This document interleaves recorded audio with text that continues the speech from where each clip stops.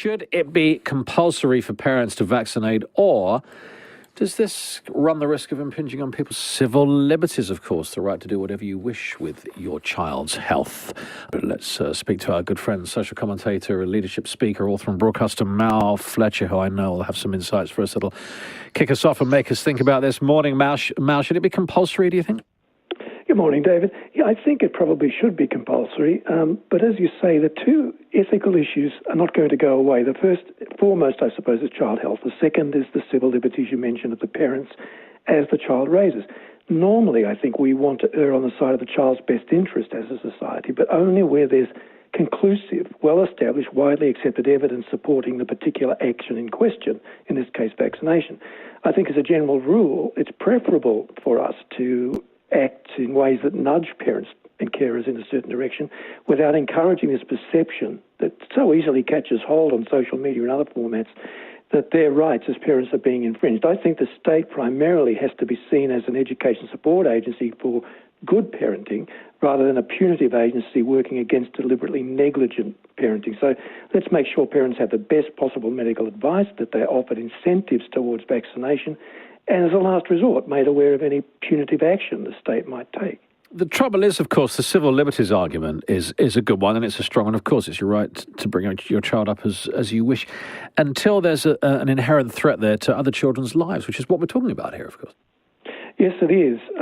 But it is largely about perception here, that the state shouldn't be perceived to be taking over the role of the individual parent. You know, parents don't think about everybody else's children, do they? If your child is just born, is young, and you referenced your own situation, your first concern is always, it's a primal thing, my children, what's in their best interest. And I think history is pretty clear on this. The state can never hope to raise a child better than two parents, or even a single parent who is in a harmonious, loving relationship with those children. So the state primarily has to be seen to act in support of good parenting rather than as a policing agency for bad parenting. It's a difficult line for governments to walk, but they have to negotiate that. There's an issue here, though, as well, isn't there, of trust, that parents, for some reason, don't trust the government on this. They don't trust health professionals. It doesn't matter what you're told about empirical evidence, about how this is absolutely essential that you get this for your child's health and safety and for social welfare and so on. People would rather believe a thread of rumours on Twitter. Sometimes that's true, and it is partly a symptom of wider elitism you and I have spoken about before in the culture. We see it in relation to government, we see it in relation to big business and banking, and sometimes for good reason. People are mistrustful in a way they weren't a generation ago of institutions or what they think of the elites that run those institutions. And that's true of science too. Let's face it, there is study and counter-study on just about anything in science today. One week you'll read this claim, the next week you'll read another claim.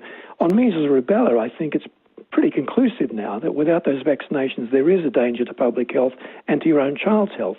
But we can understand that parents, being very busy people, will sometimes act according to the opinions of their social network as distinct from the views of experts, when experts, largely speaking today, are by default mistrusted.